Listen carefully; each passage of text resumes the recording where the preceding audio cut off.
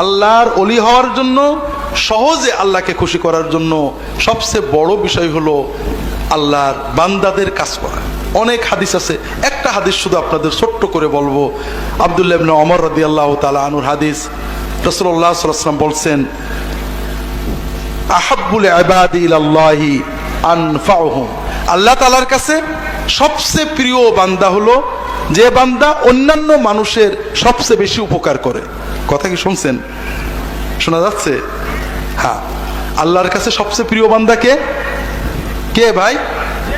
যে অন্য মানুষের বেশি উপকার করে। ওয়া আহাব্বুল আমালি ইলাল্লাহি সুরুরুন তুদখিলু ফি কলবি মুসলিম আও তাকদি আনহু দাইনান আও তাতরুদু আনহু জুআন আও তাকশিফু আনহু কুরবা। আল্লাহ তাআলার কাছে সবচেয়ে প্রিয় নফল ইবাদত কি? যে কোনো ক্ষুধার্তকে খাবার দেবে, কোনো বেদনাক্লিষ্ট মানুষের বেদনা দূর করে দেবে, কোনো অভাবী মানুষের অভাব দূর করবে, কোনো বিপদগ্রস্তকে বিপদ থেকে উদ্ধার করবে। এর চেয়ে প্রিয় ইবাদত আল্লাহর আর নেই।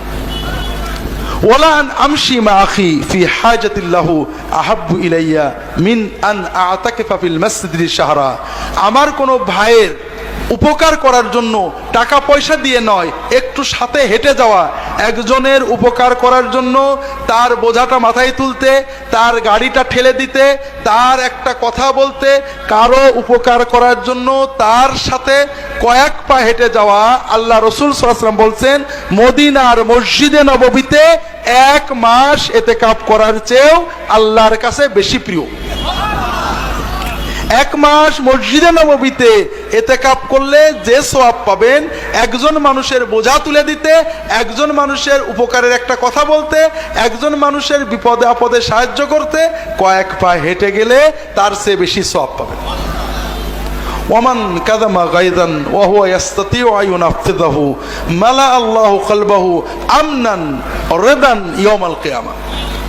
যে ব্যক্তি খুব রাগ হয়েছে, একজন লোক তার কষ্ট দিয়েছে, গালি দিয়েছে, খারাপ কথা বলেছে, জামা ছিঁড়ে দিয়েছে, পা পাড়িয়ে দিয়েছে, রাগ হয়েছে, এমন লোকের উপরে রাগ হয়েছে যার উপরে রাগলে রাগ ঝেড়ে দেওয়া যায়, যাকে গালি দেওয়া যায়, মায়ের দেওয়া যায়, নিজের স্ত্রী, নিজের স্বামী, নিজের ছেলে মেয়ে, নিজের কাজের মানুষ, গরিব মানুষ, রিক্সাওয়ালা, আপনার চেয়ে দুর্বল কারো উপরে আপনার রাগ হয়েছে, প্রচণ্ড অপমান করেছে, বাজে কথা বলেছে, আহত করেছে, যে কোনো কারণে আপনার প্রচণ্ড রাগ হয়েছে।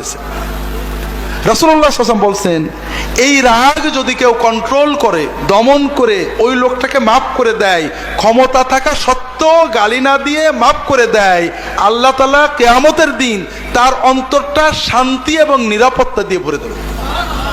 তো ভাইরা, আমরা বাড়িতে বউয়ের উপরে রাগ করি, গাল দিই, সুযোগ পেলে স্বামীকে রাগ করি, গাল দিই, ছেলে মেয়েদের রাগ করে গাল দিই।